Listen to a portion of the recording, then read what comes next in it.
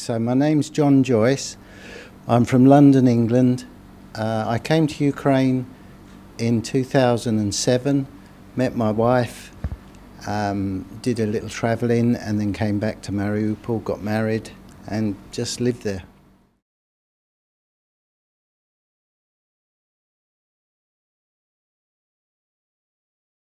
One morning, second or third day, the days are a bit confused. Second or third day, we heard a really loud bang, and we looked out the window, and there was a gun, a big gun, right by our block of flats. So we immediately went down to the basement. We're on the 10th floor, and so we ran down to the basement, and then after some time, they moved the gun to somewhere else, which was good. No, it wasn't Russian. I'm assuming it was Ukrainian army, but it could have been one of the splinter groups. I don't know. A couple of nights we spent going up to the flat, and then we'd hear, as they got closer, we would go back to. My wife's just telling me it was 3 nights. I can't remember.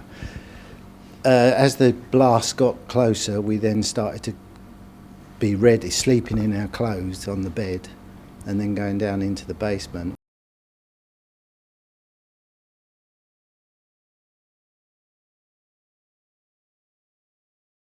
And I have to say, it was in all directions. It wasn't just from what would be the north, where Russia may have come down from, I don't know. But we were hit on either side of the block. So where they were coming from, I can't say. And then it got worse. I think one morning my wife Tanya said to me that our flat had been hit, and it was on fire. So that was it. We had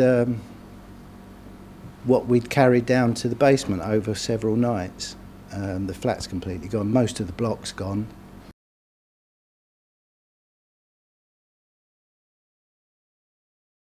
On one, after maybe 2 weeks, maybe 3, I can't remember, we were in the basement, and the basement was in several sections. We had 3 entrances on a curved block.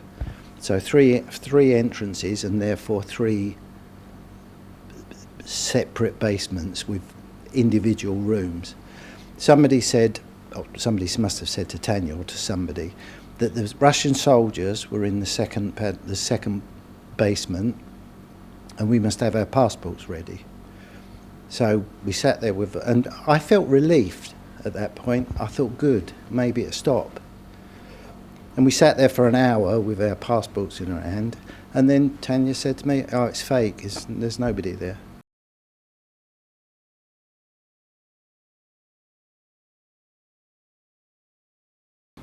On about day 4, my wife's mother lived in a different district, about maybe 2 kilometres away.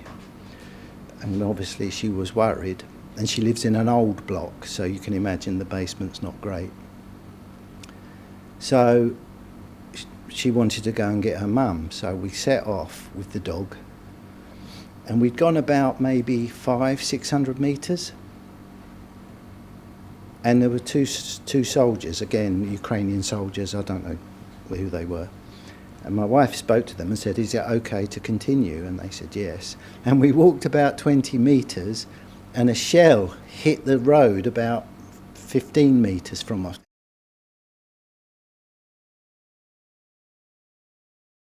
They'd taken, 8 buses and put them all across the roads, blocking everything, smashed them to pieces, and obviously burst the tyres, so it was more difficult to move them. But then we heard a rumour that not Ukraine army, one of the militias, I'm not sure, were it could have been Azov, but I can't remember, were at the port, which was sort of 2 hour looking at the block, all these coaches across the buses across the road, was directly behind us. So if they were going to try and hit the Russian tanks as they were trying to clear the road, it put us in a direct line of fire.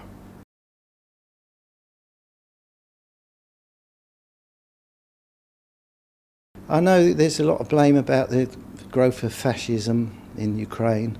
There's a growth of fascism in Europe, in Brazil, with Donald Trump refusing to condone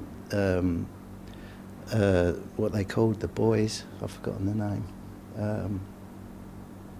One of the right-wing militias is happening in Germany. It's there.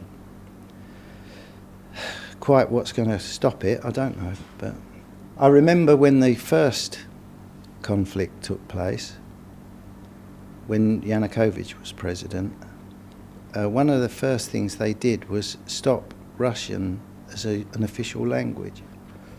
And I found that a little strange, when half the country speaks Russian. Lots of countries have more than 2 or more official languages. So for me, Ukraine's got huge problems and the language isn't one of them. So, I mean, but again, that was this idea of we're Ukrainian, we must speak Ukraine.